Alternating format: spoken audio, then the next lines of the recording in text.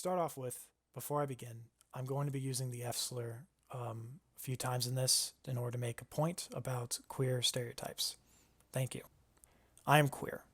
It is a huge part of who I am as a person and influences my taste in film.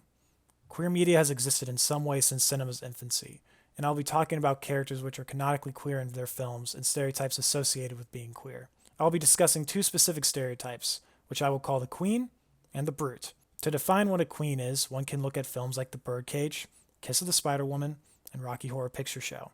These are queer characters in films who embody traditionally feminine traits. They often wear dresses, slur their words a bit, talk about men very openly and very sexually. Examples of the brute can be seen in films like Kiss Kiss Bang Bang and Boondock Saints. These characters reject femininity, are crass and often violent, and say things like fuck and fag. They are polar opposites to each other, but they are both harmful stereotypes. In terms of the queen stereotype, I want to focus exclusively on the film The Birdcage. It is a fine little film, but there are some glaring problems in the way it portrays its gay characters. Robin Williams plays a gay man in the film, and he's more of the masculine, heterosexual, quote-unquote, man's man of the two. Being more in control, he drinks beer, he owns the drag bar, etc. Nathan Lane, on the other hand, plays the more feminine of the couple.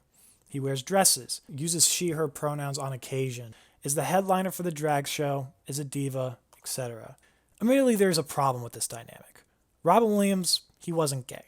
He was a straight man, and him playing a gay character is problematic in of itself, but to me what's more problematic is Nathan Lane, an actual gay man, playing a character who is weak, frail, and needs someone to protect him.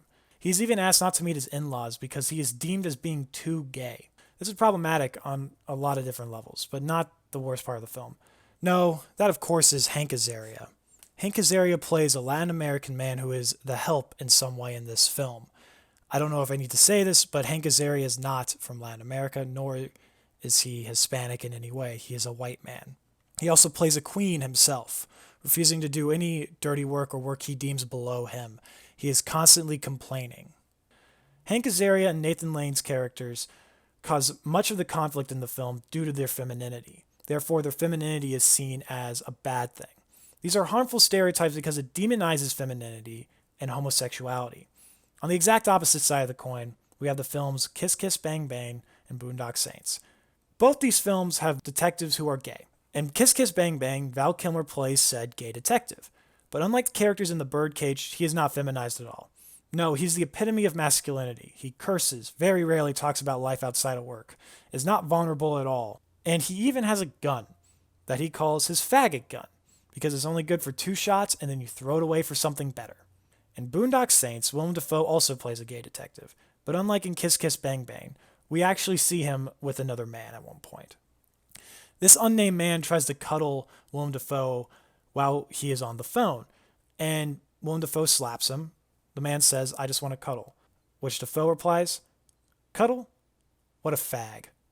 The problem with these two films is that, much like Birdcage, it demonizes femininity.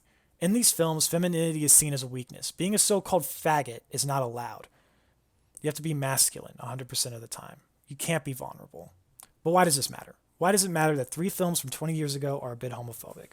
Because for a long time, this was the best gay representation out there for the mainstream. The Birdcage made about $170 million. Kiss Kiss Bang Bang and Boondock Saints did not, but they are cult films, beloved by many. These pictures create an idea for what a gay man can and should be. For me, I saw these films when I was about 15, maybe 14 or 15, I don't really remember.